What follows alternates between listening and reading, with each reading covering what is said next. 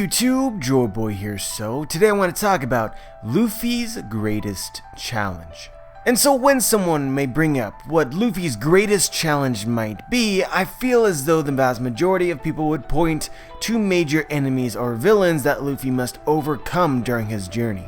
Blackbeard is Luffy's greatest challenge. The world government is Luffy's greatest challenge. But I really think Luffy's actual greatest challenge is less what is happening around him and more on what he needs to realize and find within him. I think for a lot of people, they have the expectation that at some point in time Luffy must actually learn from his mistakes. And I think for some people it can become continuously more frustrating to see Luffy do the same thing over and over again and just rely on fate itself and chance to get out of situations that should have ended him. You can point to the story before the time skip, where first Luffy lost his entire crew, and then he lost his brother and Ace.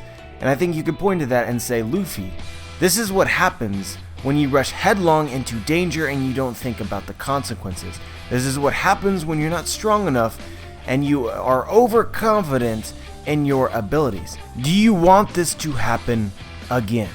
But even taking this argument outside of the actual narrative and looking more towards literary analysis, you can look at this and say, Oda, what are you doing? This is not character development. This is not character progression. This is not good character writing. Are you just going to make Luffy the chosen one who wins despite his actions based on sheer luck continuously till the end of the story, or at some point in time is Luffy actually going to make decisions which lead to his success? We are going to discuss this from two very different angles, both of which that I find interesting, but I want you guys to know that I'm certain that Oda is aware of this plot point and will address it in the story. But we'll start here. Luffy is most definitely a carefree character. A lot of his actions are determined by his own intuition. Whatever he feels like he wants to do, he will do. Luffy in many ways embodies freedom. And before the time skip, this led to Luffy achieving some very monumental feats, not least of which was deciding to break into Impel Down to rescue his brother Ace, which by all accounts was a retarded decision to make, but Luffy overcame any of the challenges that stepped into his path and very nearly succeeded, and even while failing, still succeeded to do something that no one else had ever done: break in and break out of Impel Down. And even before then, his Nakama, Robin, was essentially snatched away from him by the world government, something that Luffy himself could not agree with, and went to extreme measures along with the rest of his crew in order to retrieve her, even though Robin herself said not to do it, and in order to accomplish this, they essentially had to destroy a judiciary island for the world government. Essentially, they had to declare war on the world government in order to rescue their friend. Again here, Luffy is being Luffy. He embodies freedom, and he does what he wants to do. If he must destroy an island of the world government in order to rescue his friend, he will. Be damned whether it's the idea of it is stupid. But this way of life doesn't come without consequences. As we could see in Sabaody, Luffy saw the actions of a celestial dragon and completely rejected it, and then completely destroyed said celestial dragon. And while this got short-term satisfaction, ultimately it led to Luffy losing his entire crew. He's very, very fortunate that they all didn't die then and there. But all things considered, no harm, no foul. They all survived, able to then reconvene and continue their journey. But the reason that this failed, at least in Luffy's eyes, as he realized later, was that he wasn't strong enough. And I think this was emphasized during the Marineford arc, where Ace was taken from him. Luffy did everything in his power to retrieve him, and eventually did. but Luffy was not quite strong enough to save Ace's life.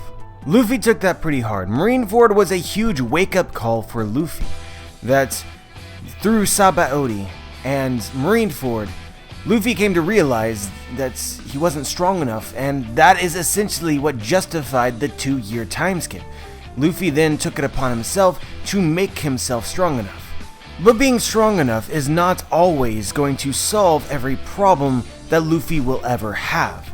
And even looking into the current storyline, we know at this point in time that Luffy is still not strong enough. And guys, I really don't think that Luffy understands currently that he's not strong enough. But going back to the purpose of this video, discussing really Luffy's stupid decisions, him continually putting himself in no-win situations that luck itself must save him from, I don't think that he has ever realized that this is a problem. Or maybe I should say that it could be a problem. As I said earlier, I think many fans have the expectation that Luffy should have already learned that he must make smarter decisions from the events just before the time skip. But honestly guys, I would argue that the only thing that Luffy really learned before the time skip was that he needed to get stronger. I think that this has been showcased repeatedly after the time skip, and I think that Oda has emphasized it in the story through Zoro. Just after the time skip, the enemies that Luffy had to face were relatively overcomeable. In Fishman Island with Hody Jones, Luffy was clearly superior to Hody, even despite fighting Hody in his own turf in the water. And then going into Punk Hazard, Caesar is nowhere near as powerful as Luffy, but yet still, Caesar was able to defeat Luffy. And Luffy and most of the other Straw Hats, as well as their allies, were all captured. And had it not been for the previous efforts of Law, there's a very real possibility that the Straw Hats would have died then and there in Punk Hazard against an enemy that they were clearly superior to. If Luffy is going to lose to an inferior opponent, then what is he going to do against a superior opponent? This is something that specifically rankled Zoro, as he said to Luffy specifically after they escaped, "Luffy, you have to take this more seriously. We're in the New World." And after Zoro says this, Luffy acknowledges him and then continues to be carefree. This, I believe, is Oda's way of telling us that Luffy has indeed not learned his lesson. But all is well after this point in time, because they went to Dressrosa and all was relatively straightforward and part of the plan. And then they head to Zou and it is the same, but then Sanji throws a wrench in the plans of the Straw Hat and Law Alliance. While the Alliance set their sights on Kaido and made plans to specifically confront him in the near future, Sanji went off to Whole Cake Island and Big Mom. And what does Luffy decide to do? Luffy decides that he is going to retrieve Sanji no matter the cost, and in doing so potentially pick a fight with the Yonko Big Mom. This is just another example of Luffy not taking the New World seriously, acting carelessly and picking fights when he need not do so, in fact, when it is disadvantageous to do so. Zoro lays it on him point blank. They cannot fight two Yonkos concurrently. They are trying to take down Kaido. If they pick a fight with Big Mom now, they will most assuredly lose. Again here, Oda is using Zoro to emphasize within the story that Luffy still has not learned his lesson. And then what happens in Whole Cake Island? Luffy loses again. He underestimates the power of a Yonko. He overestimates his own abilities. Certainly he got a lot farther than I think many were expecting. Was able to defeat a Sweet Commander, snuck all the way to Whole Cake Island's main island, but when faced with the power of a Yonko's crew, he proved unable to overcome it, and was captured. And then Miracle saves the day again. Luffy is free, and then Luffy specifically then picks a fight with a Yonko herself, and as of the last chapter, it seems very apparent that a fight of Luffy versus Big Mom at this point in time would not end very well for him. I think something interesting that flew over a lot of people's heads after the last chapter is the poetic justice of Luffy's actions of the last chapter. I'm not sure if poetic justice is the right word, but we remember from Marineford where Akainu essentially provoked Ace, and Ace turned around rather than escaping in order to directly confront Akainu, and Akainu killed him. Similar thing happened in the last chapter, with Big Mom essentially provoking Luffy, Luffy turning around to confront her. And then guess what? Luffy loses again. He lost twice in Whole Cake Island. The parallel here is extremely striking. Now, of course, he didn't die, but still. And so, guys, what I'm really trying to convey to you is that I believe that Oda has made it a very important plot point, specifically regarding Luffy's decision-making. It's in some way important to the story. There's really no other reason that I can conceive that Zoro would continually bring it up, and Luffy specifically continued to be defeated in the New World because of his actions. So I believe that there are two ways that Oda could potentially be taking this, and both are strikingly different. On one hand, you look at the previous progression of Luffy's character and you realize that it takes quite a lot for Luffy to realize that as he is, it's not enough. It literally took Ace's death for him to realize that he wasn't strong enough. Even after Sabaody and then the entire crew was defeated, he still planned on reconvening with everyone and continuing their journey as if nothing had happened. Took that death to push him over the edge. So when it comes to Luffy's decision making, which clearly has shown no progression throughout the New World, that's maybe something huge has to happen in order for Luffy to realize that if he is to become the Pirate King and conquer the New World, something has to change. But then again, from the other side of the spectrum, Luffy is who he is, and if he were not who he is, he wouldn't have been the man who was destined to become the Pirate King. These repeated, stupid, idiotic, retarded, poor decisions that Luffy has made throughout the entirety of the story has led him to reach the position that he is in now. Had Luffy accepted his own limitations and abided by a logical course of action, Robin would no longer be a Straw Hat. The Straw Hats would not have the ability to interpret the poneglyphs, and thereby would be unable to become or conquer the Grand Line at this point in time. Had Luffy abided by the logical course of action, he would have never defeated Crocodile and therein grown from the challenge itself. The point being, guys, is that had Luffy acted on the logical course of action, he would be a shadow of what he currently is. And I've discussed this in the past, but I think herein lies what it really means to be the Pirate King. And so Gold D. Roger was noted as the greatest pirate of his time. And why is that? Was it because Roger was the strongest? No, not really. A lot of people say that Whitebeard was just as strong as Roger. So what separated Roger and Whitebeard? I think it was Roger's feats. Roger and Luffy are two sides of the same coin. Look at the battle in Ed War where Roger faced off against Shiki, where the odds were mounted against Roger, and the narrator specifically tells us that they were destined to lose.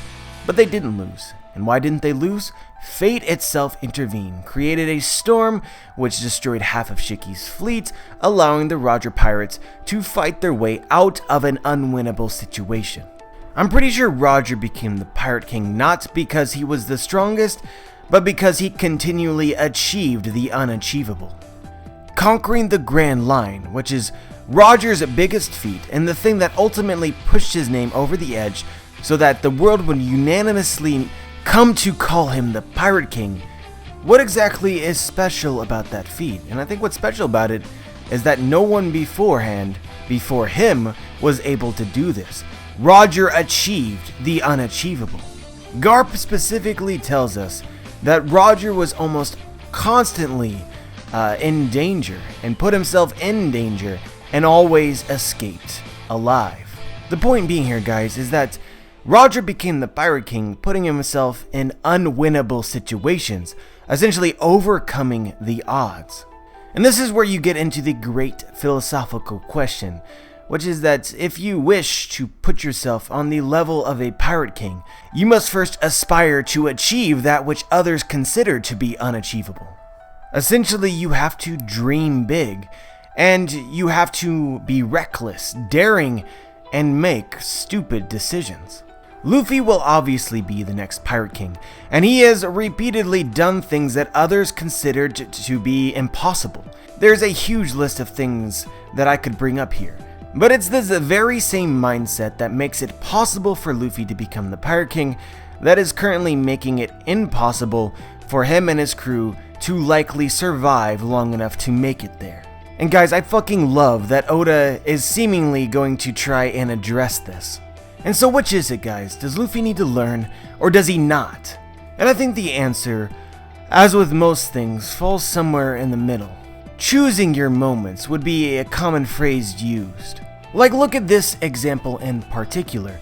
Zoro would have Luffy abandon his crewmate in Sanji, and basically leave Sanji to deal with his own problems. This honestly baffles me. It baffles me.